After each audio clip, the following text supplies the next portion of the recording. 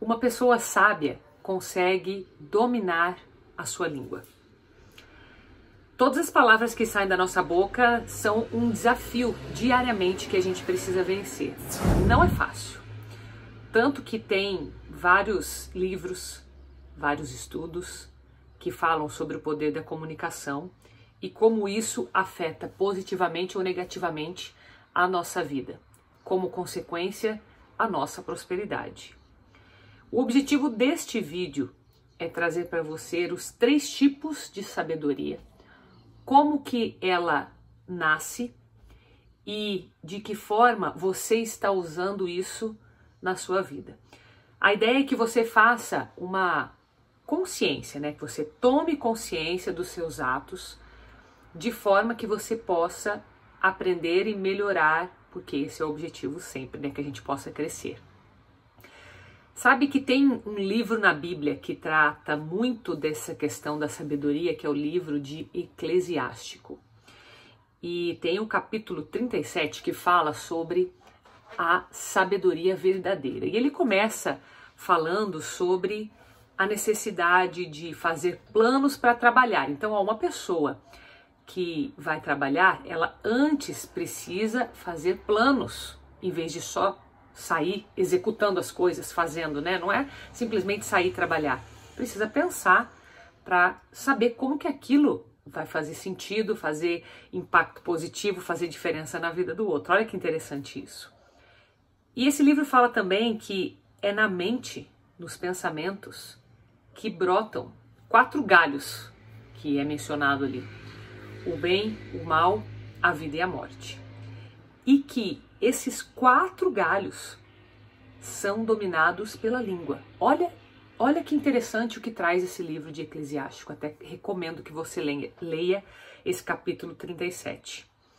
Se é a nossa língua que vai dominar os nossos pensamentos, e isso também é estudado pela PNL, aquilo que eu comunico é o que me traz um pensamento, seja ele negativo ou positivo. E esse pensamento vai gerar um sentimento. E é isso que vai fazer com que eu haja de forma positiva ou negativa. Então é uma cadeia que começa na nossa comunicação, na língua, no domínio da língua, e que percorre por todo o nosso pensamento, nossa mente e o nosso corpo. Olha o papel que nós temos de responsabilidade com a nossa comunicação.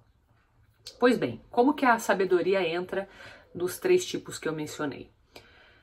Tem pessoas que têm a sabedoria, conseguem ensinar outras pessoas, mas não conseguem viver aquilo.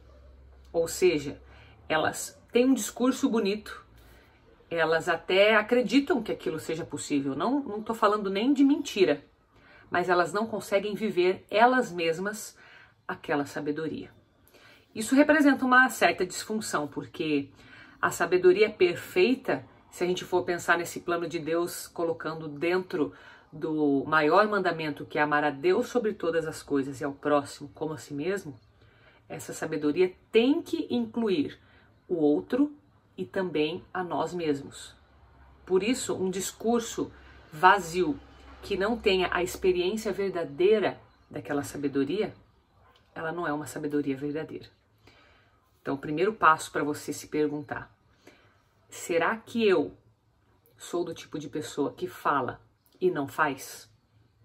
Se você é, então você comece a perceber em que pontos que você não está agindo de acordo com as suas palavras, para que você comece a se desafiar a fazer aquilo, mesmo que seja difícil. Primeiro ponto.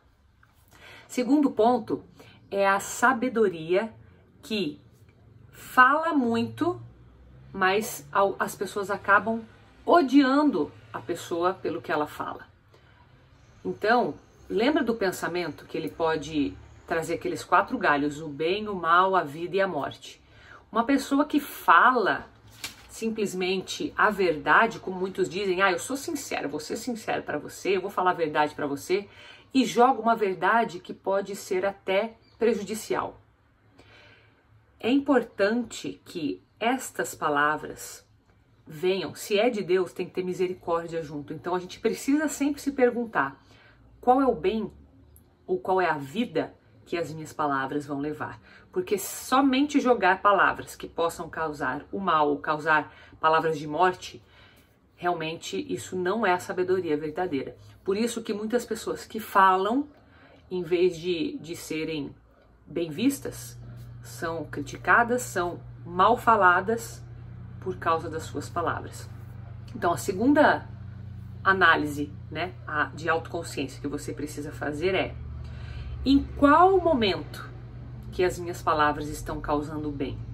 Porque às vezes a gente consegue causar o bem na nossa vida profissional e ali parece que flui tudo. E dentro de casa parece que flui mais brigas, mais desavenças, mais críticas, e essas palavras que poderiam ser de bem, de vida, estão causando mal. É o tal do semear a discórdia, né, que muita gente brinca. Que tipo de frutos está dando as suas palavras? Se pergunte, de novo, é algo muito pessoal, muito seu, não é algo para que a gente precisa compartilhar, colocar nas redes sociais e tal, é algo muito introspectivo para você se perguntar e ver onde é que eu preciso mudar os frutos da minha sabedoria, das minhas palavras, através do domínio da língua. O terceiro ponto, que seria a sabedoria verdadeira, é resultado de pessoas que sim, têm a sabedoria, compartilham com as outras pessoas e vivem aquilo. E como consequência, elas têm o respeito dessas pessoas. Não necessariamente são líderes, não necessariamente são figuras públicas, são pessoas que fazem aquilo que falam e, além de fazer o que falam, têm a sabedoria de saber discernir o que é certo e errado. Voltando mais uma vez nos pensamentos. Se o nosso pensamento pode gerar bem e mal, vida e morte, não é apenas fazer o que se fala que traz a sabedoria verdadeira, porque eu posso fazer o que é ruim e falar o que é ruim. Eu estou coerente com aquilo, porém isso não está trazendo bons frutos. A sabedoria verdadeira traz bons frutos.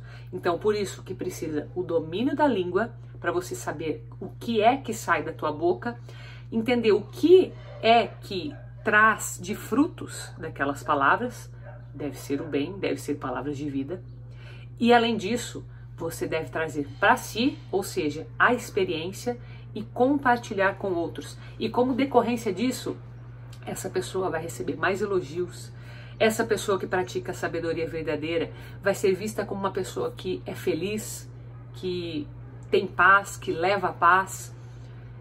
Claro, existe os falsos profetas, né? Existe. Mas se você perceber um discurso de verdade, com misericórdia, e que a pessoa vive aquilo, ali tem sabedoria. Claro que a gente precisa pensar que, como seres humanos, a gente não tem uma sabedoria perfeita. A sabedoria perfeita é a sabedoria divina. Mas nós devemos sim buscar com frequência essa perfeição. Quanto mais a gente se aproxima de Deus, mais a gente vê a nossa imperfeição e mais a gente deseja a perfeição de Deus. Por isso que é importante que a gente esteja sob essa luz da verdade, que a gente esteja na busca pelo domínio das nossas palavras, dominar a língua. Se vai causar o bem, fale. Se você tem dúvida, fique quieto.